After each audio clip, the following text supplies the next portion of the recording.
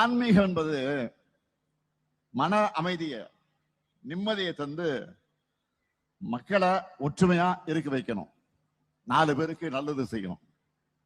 இதுதான் உண்மையான ஆன்மீகமாக இருக்க முடியும். ஒரு சிலரோட அரசியல் லாபங்களுக்காக